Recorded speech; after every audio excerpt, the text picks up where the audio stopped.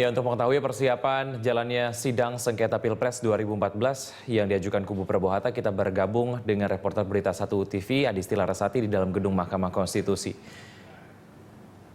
Ya, Adisti, seperti apa kegiatan terupdate yang kemudian dilakukan di dalam gedung MK?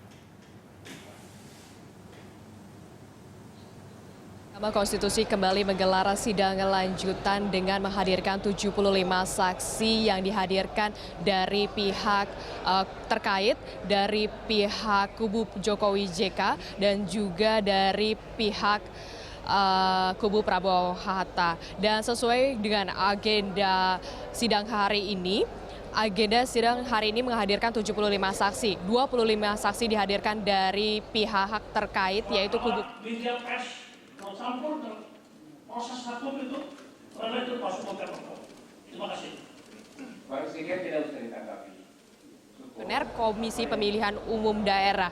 Dan sesuai dengan agenda, Mahkamah Konstitusi menggelar sidang dimulai pada pukul 9 pagi ini. Dan seperti yang terlihat di belakang saya, tim advokasi sudah memasuki ruang sidang. Dan kita langsung tergabung dari ruang sidang yang sudah memulai sidang lanjutan Mahkamah Konstitusi.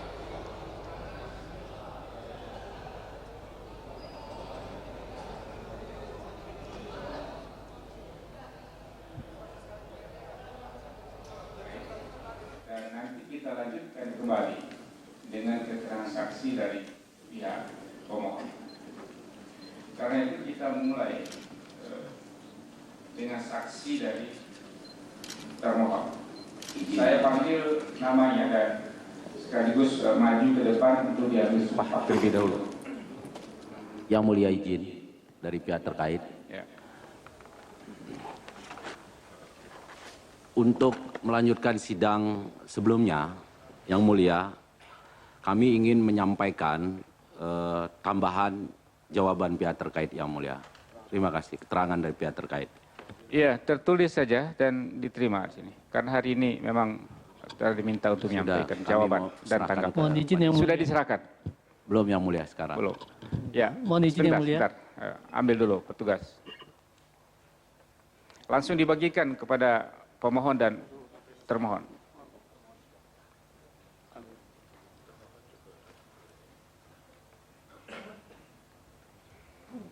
Ya.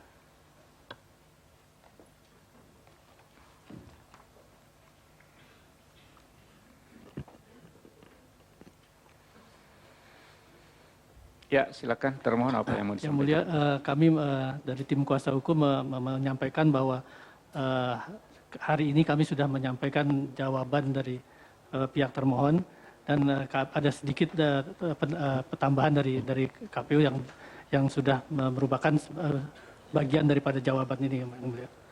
Iya, silakan. Ini kan tebal sekali, yang tebal sekali jawaban. Sudah diterima, pemohon juga sudah terima, baik, pihak terkait juga sudah. Ya, silakan.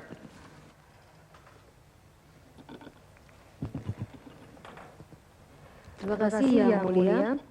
Di dalam persidangan yang terhormat ini, kami memandang perlu untuk memberikan penjelasan, memberikan keterangan untuk menjadi pemahaman kita bersama terkait dengan beberapa kategori pemilih.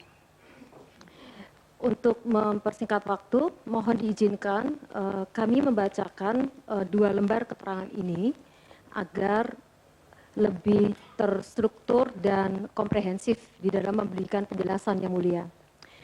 Mekanisme pelayanan pemilih dalam kategori DPK, DPTB, dan DPKTB.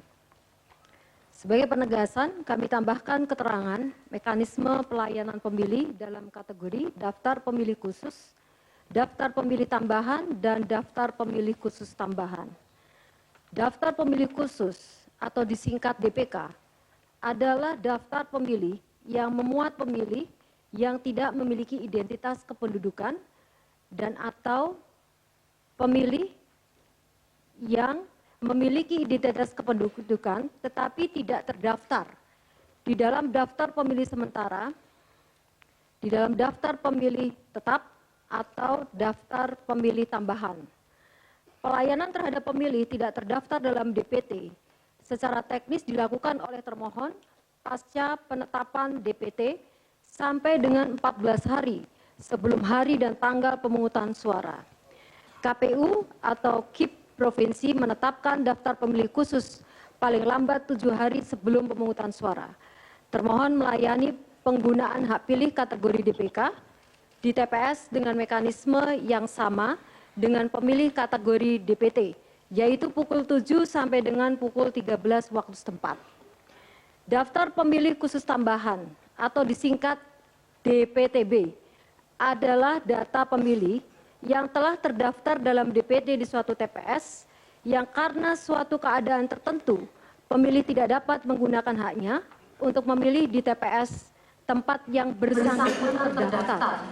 Adapun yang dimaksud keadaan tertentu, Undang-Undang sudah menguraikan secara detail, yaitu menjalankan tugas di tempat lain pada hari pemungutan suara, menjalani rawat inap di rumah sakit atau puskesmas dan keluarga yang mendampingi, dalam tahanan di rumah tahanan atau lembaga pemasyarakatan, tugas belajar, pindah domisili, dan tertimpa bencana alam.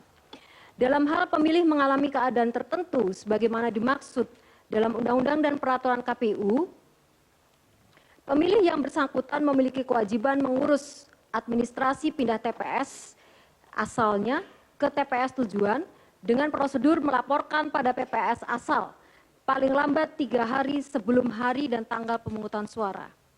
Memperhatikan pelaksanaan tugas termohon melayani pemilih dalam rangka memberikan kemudahan kepada pemilih mengurus formulir model A5 atau pindah TPS yang karena aktivitas atau kesibukannya kesulitan menempuh prosedur untuk mendapatkan formulir model A5 PPWP, termohon menempuh kebijakan bahwa pemilih yang bersangkutan dapat mengurus formulir model A5 PPWP kepada KPU atau KIP Kabupaten Kota tujuan paling lambat 10 hari sebelum hari tanggal pemungutan suara. Ketentuan demikian diatur dalam PKPU nomor 9 tahun 2014 dan PKPU nomor 19 tahun 2014. Berdasarkan laporan pemilih, PPS KPU KIP Kabupaten Kota melakukan penelitian atau pengecekan terhadap daftar pemilih tetap untuk dicocokkan dengan identitas kependudukan yang bersangkutan.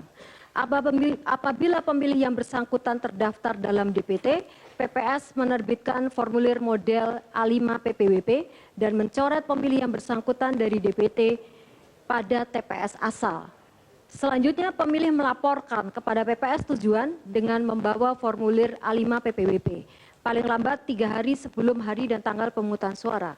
Termohon melayani penggunaan hak pilih kategori daftar pemilih tambahan di TPS dengan mekanisme yang sama dengan pemilih kategori daftar pemilih tetap dan daftar pemilih khusus, yaitu pukul 7 sampai dengan pukul 13 waktu setempat. Menindaklanjuti rekomendasi Komnas HAM terhadap hasil pemantauan penggunaan hak pilih di rumah sakit pada pemilu anggota DPR, DPD, dan DPRD tahun 2014, termohon menempuh kebijakan memberikan kemudahan terhadap pasien dan keluarga pasien menggunakan hak pilihnya yang diatur di dalam Peraturan KPU Pasal 90 PKPU nomor 19 tahun 2014.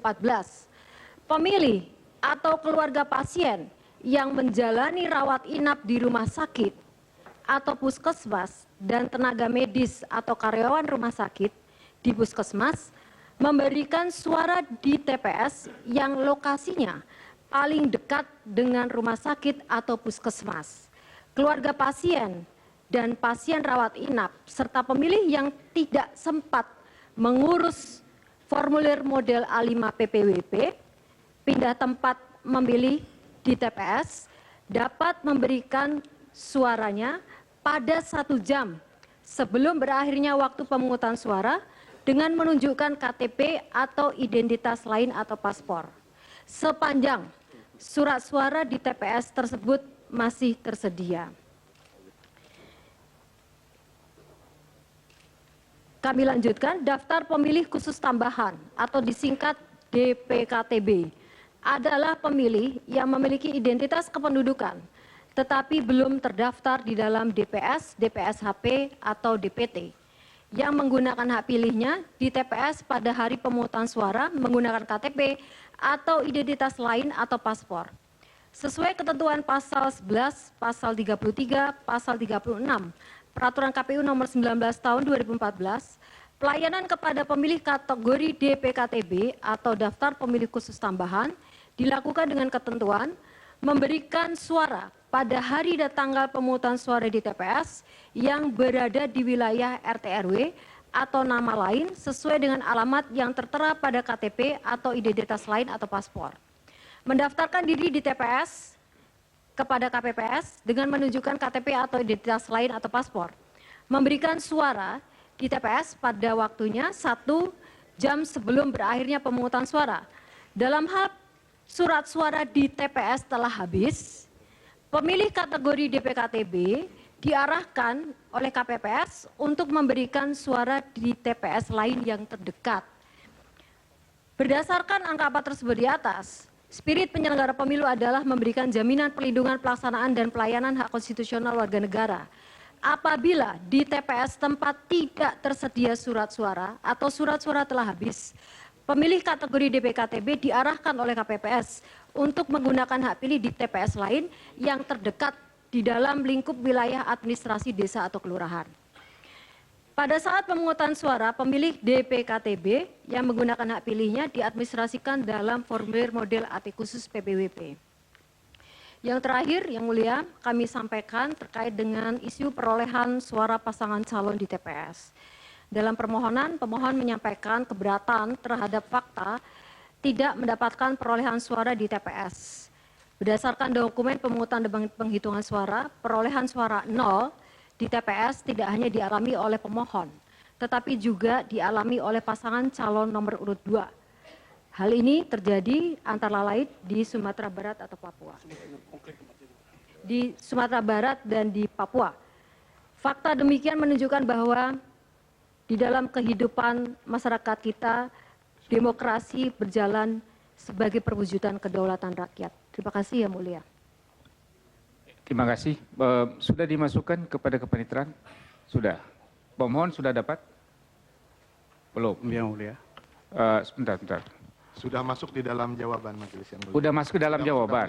Oh, Sudah masuk ke saya halaman. pikir tadi terpisah. Tidak, bagian menurut terpisah. Ya. Ada dalam jawaban, jadi bisa dilihat. Pada halaman 14 Ya. Majelis. Nanti pemohon dan pihak terkait dapat menanggapinya nanti pada saat kesimpulan. Jadi tidak perlu sekarang. Sekaligus saya majelis meminta kepada termohon untuk menyampaikan seluruh data perolehan suara, ya, sampai di tingkat kabupaten ya, dan kecamatan sekalian. Ya. Jadi untuk dipelajari. Kemudian yang kedua juga menyerahkan DPK ya, seluruh Indonesia dan DPKTB, ya, ya.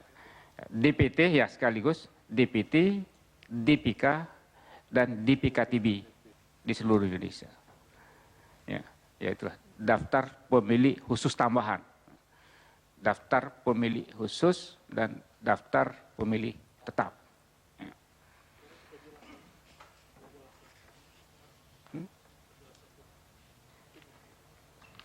Iya, dan kemarin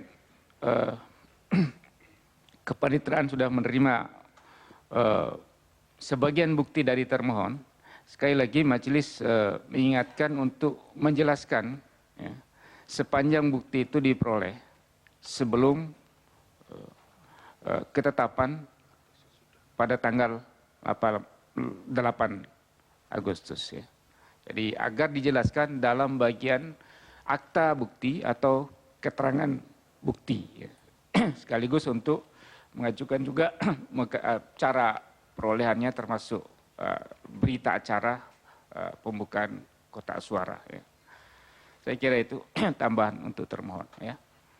Izin Yang Mulia, supaya dokumen yang kami siapkan sebagai alat bukti ini sesuai dengan harapan majelis, kami ingin mendapatkan penjelasan dan penegasan apakah dokumen yang tadi diminta oleh majelis terkait dengan daftar pemilih khusus daftar pemilih khusus tambahan DPT itu untuk seluruh 33 provinsi Ya. atau hanya yang berkaitan dengan objek sengketa pemohon? Untuk seluruhnya. Untuk seluruh. Ya. Baik, terima kasih. Untuk seluruhnya. Jadi kita ini untuk bahan bagi majelis untuk mempertimbangkan seluruh aspek secara komprehensif dari penyelenggaraan pemilihan umum ini. Seluruhnya. Baik, kita lanjut untuk mendengarkan keterangan saksi. Ya. Hari ini pemohon mengajukan apakah hanya 8 saksi? Termohon. Ada 25 majelis untuk Provinsi Jawa Timur, Jawa Tengah, dan DKI Jakarta. provinsi. Kebetulan itu dibuat per provinsi. Per provinsi. Baik, 25 seluruhnya. 26, ya. Sekaligus kita samakan, karena kemarin sudah diperiksa 26, ya 26 juga perlakukan sama. Ya. Terkait, Majelis yang ada juga, sebentar, Ya, Yang Mulia, 25 saksi. 25, ya. Baik, tidak apa-apa. majelis mohon izin 8 saksi termohon minta di sumpah belakangan bisa Pak majelis karena belum lengkap hadir di sini Pak. 8 yang DKI Jakarta? Iya. Ya, boleh kita selesaikan dulu yang ini. Ya, Jawa Timur ya, Jawa Timur. DKI Jakarta. DKI Jakarta dulu. Maksudnya DKI Jakarta yang belakangan. DKI Jakarta, baik. Ya. Ya. Kita mulai dari Jawa Timur dan Jawa Tengah. Saya silakan sekaligus saya panggil Rohani ke depan. Ya. Muhammad Syiin.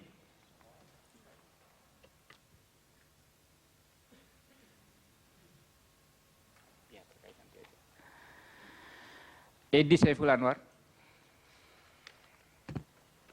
Purnomo S. Pringgodigdo.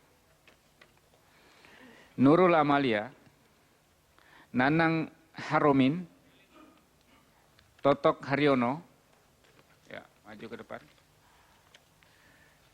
Dewi Tahayu, ya. Ya. Ya, Jawa Timur 8 ya.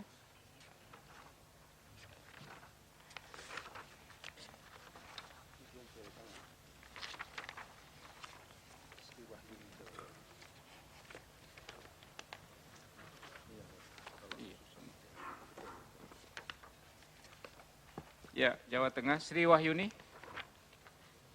Ya, maju ke depan. Basmar Priyanto Amron, ada. Haidar Fitri. Asroni.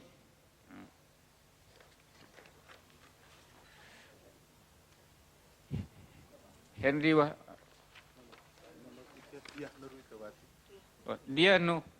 Dia Nurwidowati, ya maju ke depan. Ada dianya. Henry Wahyono, ya maju ke depan. Muhammad Hakim Junaidi, ya.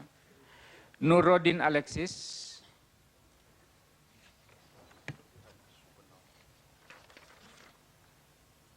Yohanes Supeno, ya. Melalui video conference. Yang melalui video conference nomor 8. Oh, ini video conference semua ya. Oke, baik. Video conference berapa orang semuanya? Hanya Ada 2 majelis. hanya ada 2 saja. Ya, untuk saksi Nurodin Alexis dan Yohanes Supeno. Di Fakultas Hukum Undip sudah siap. Yohanes Supeno ya. 2 orang. Bentar. Febru Hartono. Nomor 10 Febru Hartono. Apakah video conference atau tidak? Termohon. Febru. Nomor 10 tidak jadi yang tadi saya sebutkan, yaitu nomor 8 Nurodin Alexis dan nomor 9 Yohanes Supeno. Oke, baik. Ya ini dulu kita ambil sumpahnya. Jadi berapa ini? 1, 2, 3, 4, 5, 6, 7, 8, 9, 10, 11, 16 ya. Apakah semua beragama Islam? Semua. Tangannya diluruskan ke bawah semua. Dengarkan dan ikuti lafal sumpah yang diucapkan hakim.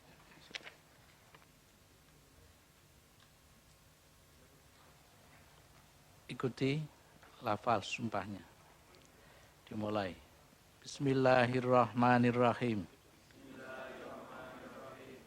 Demi Allah saya bersumpah sebagai saksi akan memberikan keterangan yang sebenarnya, tidak lain dari yang sebenarnya. Oke, cukup. Silakan kembali ke tempat duduk masing-masing. Ya. Ya, sekaligus kita mengambil sumpah untuk saksi yang ada di Undip, ya. Dan karena hanya 2 orang, kita dahulukan yang 2 orang, baru kita periksa saksi yang ada di Jakarta. Undip. Undip. Undip ada petugas di sana? Masih kosong. Baik, di-cut dulu dengan Universitas Diponegoro dan kita kembali ke Jakarta. Saudara-saudara, para saksi tadi baru saja disumpah, saya kembali mengingatkan saudara-saudara untuk memberikan keterangan yang benar, tidak lain dari yang sebenarnya, karena keterangan di bawah sumpah ya, yang tidak benar itu dianggap sebagai keterangan palsu, ya diancam dengan hukuman. Jadi samping itu penting sekali keterangan saudara untuk bahan bagi mahkamah untuk memutus perkara ini. Kalau keterangan saudara-saudara rusak dan palsu itu juga akan bisa merusak ya, putusan mahkamah. Sekali lagi saya mengingatkan saudara untuk memberikan keterangan yang benar, tidak lain dari yang sebenarnya. Ya. Rohani. Rohani, alamat tempat tinggal di mana? Di Jalan Suropati 1 nomor 8 Kota Batu. Iya. Saat pemilu saudara sebagai apa? Ketua KPU Kota Batu Majelis. Ketua KPU Kota Batu, ya. Terus apa yang mau disampaikan hari ini? Ada 3 hal yang ingin kami sampaikan.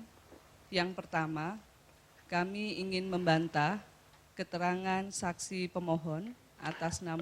Ini saja, saudara memberikan faktanya saja. Ya, karena saya... Nanti akan membantah atau apa nanti para pihak dan majelis yang akan menilai. Faktanya saja apa yang saudara mau sampaikan.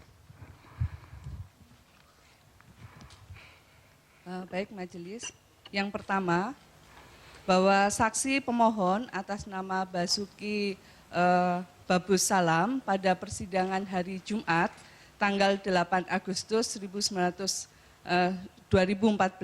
pada bagian yang kelima menyatakan sesuai dengan pernyataan KPU Kota Batu dalam pleno KPU Provinsi yang menyatakan bahwa kami tidak memperbolehkan pemilih yang menyertakan KTP atau surat domisili yang akan memilih di TPS sesuai dengan alamat yang tertera di KTP adalah tidak benar. Yang benar, yang kami katakan pada saat itu bahwa pada tanggal 9 Juli 2014 kami tidak memperbolehkan pemilih yang menggunakan KTP yang akan melakukan pencoblosan pada TPS yang alamatnya tidak sesuai dengan alamat yang tertera di KTP. Kemudian, saksi pemohon yang juga menjadi saksi pada saat rekap di tingkat provinsi, pada akhir statementnya menyatakan, oke, untuk rekap Kota Batu bisa kami terima, namun demikian rekomendasi Bawaslu harus tetap dilanjutkan. Itu yang pertama yang mulia. Ya. Kemudian yang kedua, kami ingin menyampaikan terkait dengan hasil tindak lanjut rekomendasi Bawaslu Provinsi Jawa Timur yang sudah KPU Kota Batu lakukan. Kami sampaikan bahwa rekomendasi Bawaslu itu tertanggal 18 Juli 2014 baru dibacakan atau disampaikan secara lisan pada saat rekap di tingkat provinsi pada tanggal 19 Juli 2014. Selanjutnya, KPU Provinsi Jawa Timur melalui surat nomor 384 tanggal 19 Juli memerintahkan kepada KPU Kota Batu untuk menindaklanjuti rekomendasi Bawaslu tersebut. Atas perintah dari KPU Provinsi, kami KPU Kota Batu melaksanakan rekomendasi Bawaslu dengan langkah-langkah sebagai berikut. Yang pertama, kami mengumpulkan keterangan dan pernyataan dari petugas KPPS, PPS, dan PPK terkait 3 hal. Yang pertama, apakah ada keberatan atau kejadian khusus pada saat pemungutan suara tanggal 9 Juli di TPS atau pada saat rekap di tingkat PPS dan rekap di tingkat PPK. Kemudian yang kedua, apakah ada rekomendasi PPL maupun Panwas di masing-masing tingkatan. Yang ketiga, kami menanyakan apakah ada pemilih yang menggunakan hak pilih lebih dari 1 kali. Nah, dari pernyataan yang terkumpul, kami bisa mengumpulkan 420 pernyataan PPS, 24 pernyataan dari PPS, dan 3 pernyataan dari PPK, itu sudah mencakup seluruh petugas penyelenggara di tingkat KPU Kota Batu. Dari dokumen yang kami kumpulkan, kami mengetahui bahwa 1, tidak ada keberatan saksi maupun kejadian khusus selama proses penghitungan di TPS, proses rekap di PPS, dan proses rekap di PPK. Kemudian yang kedua, tidak ditemukan adanya pemilih yang menggunakan hak pilih lebih dari 1 kali. Yang ketiga, tidak didapatkan rekomendasi dari Panwas kecamatan maupun dari PPL. Surat keberatan saksi atau kejadian khusus baru kami dapati pada saat rekap di tingkat kota. Pada rekap di tingkat kota, saksi pemohon menyatakan meminta daftar pemilih pengguna KTP atau DPKTB. Pada saat itu, kami tidak bisa memenuhi saat itu juga karena daftar pengguna KTP atau DPKTB yang ada di form AT khusus itu berada di dalam kotak suara TPS.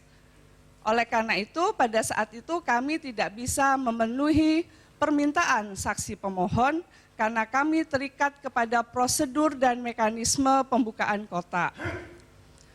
Nah, namun demikian, kemudian setelah adanya rekomendasi Bawaslu Provinsi Jawa Timur dan terbitnya surat KPU RI nomor 1446, maka pada hari Rabu tanggal 30 Juli kami melakukan kegiatan pembukaan kotak suara untuk mengambil beberapa dokumen sesuai dengan rekomendasi Bawaslu Provinsi Jawa Timur. Pembukaan kotak itu dihadiri oleh saksi dari masing-masing pasangan calon, dihadiri oleh Panwas tingkat Kota Batu, dan kemudian tertuang berita acara pembukaan dan penutupan kotaknya. Nah, setelah form AT khusus kami dapatkan, sudah kami serahkan kepada masing-masing saksi, kemudian kami melakukan pencermatan by name, by address sesuai dengan perintah dari rekomendasi Bawaslu, yaitu sejumlah 1.690 pemilih pengguna KTP di Kota Batu. Angka ini tidak sama dengan yang didalilkan oleh pemohon sebesar 1.657. Itu adalah beberapa kegiatan atau hasil tindak lanjut rekomendasi Bawaslu yang sudah kami lakukan. Yang ketiga, Majelis mohon izin, kami ingin menyampaikan bahwa dalil pemohon pada lampiran P1 dan P4 untuk Kota Batu terkait dengan selisih, dugaan selisih adanya jumlah surat suara yang digunakan dengan jumlah pemilih yang menggunakan hak pilih adalah tidak benar. Kami ada datanya untuk 5 TPS yang didalilkan oleh pemohon. Kalau memang diizinkan, nanti kami akan membacakan bagaimana perbandingan data yang diajukan oleh dalil pemohon dengan data kami sebagai termohon yang kami ambil dari bukti C1 yang kami miliki. Cukup diserahkan C1-nya saja. Baik, terima kasih majelis. Begitu juga dengan P4. P4 pemohon mendalilkan ada selisih antara data pemilih pengguna KTP dengan data penggunaan pemilih DPTB. Maka kami sampaikan di sini untuk Kota Batu 36 TPS yang disebutkan oleh dalil pemohon sudah kami teliti, sudah kami bandingkan dan hasilnya sama. Tidak ada selisih antara data pemilih pengguna KTP dengan penggunaannya. Saya kira itu majelis, terima kasih. Ya, tadi terhadap keterangan yang pertama mengenai penjelasan pemilih yang menggunakan KTP, ya. Apakah saudara memang yang memberikan penjelasan itu? Ya, saya yang hadir pada saat rekap di tingkat Provinsi Jawa Timur. Ya. Dari Kota Batu ada 2 orang yang mulia, satu komisioner divisi teknis yang membacakan hasil rekap, saya yang memberikan jawaban atas tanggapan dan sanggahan dari saksi pasangan nomor urut 1. Jadi pada saat itu saudara menegaskan bahwa pemilih yang menggunakan KTP tidak diperkenankan untuk memilih selain di alamat KTP-nya. Itu maksudnya? Ya, yang mulia. Ya. Kalau alamatnya tidak sesuai, tidak kami perkenankan. Tidak diperkenankan. Nah, dalam kenyataannya, apakah saudara memiliki data, ada tidak yang menggunakan KTP tapi tidak memilih di TPS tempat alamat KTP-nya? Tidak ada yang mulia, tidak ada atau tidak ada datanya? Tidak ada, karena semua pemilih itu yang kami catat adalah yang sudah menggunakan hak pilih. Jadi kalau tidak menggunakan hak pilih tidak kami catat. Tidak, bukan itu maksudnya. Dia menggunakan KTP, dia tidak terdaftar DPT. Ya. Ini DPKTB ini. Ya.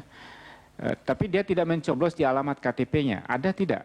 Menurut data saudara ada? Ada yang mulia, yaitu di rumah sakit yang ada di Kota Batu. Di rumah sakit, oke. Selain itu?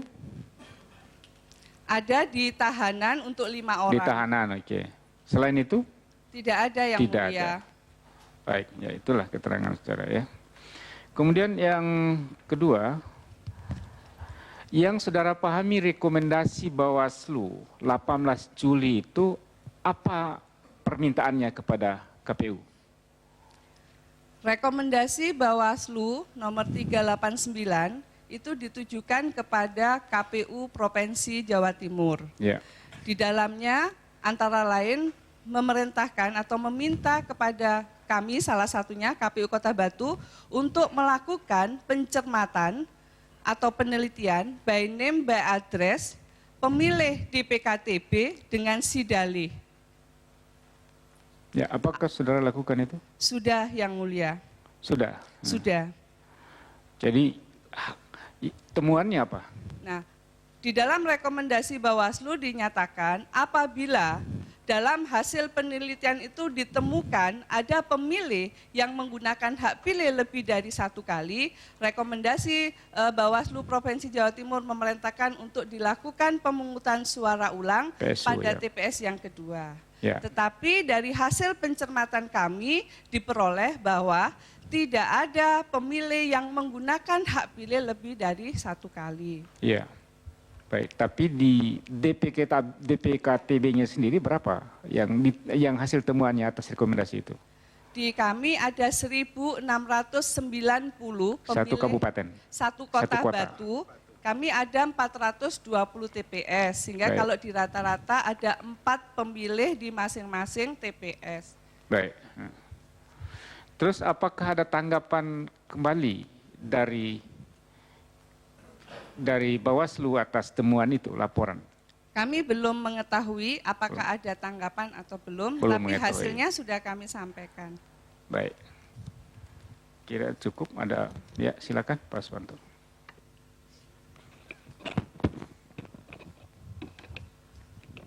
Terima kasih Yang Mulia, Saudara Saksi. Ya, Yang Mulia. Saudara Saksi menjelaskan bahwa tidak ada keberatan mulai pada khusus untuk KPU Kota Batu ya. Batu. Tidak ada Ya, pemirsa, Special Report akan kembali sesaat lagi.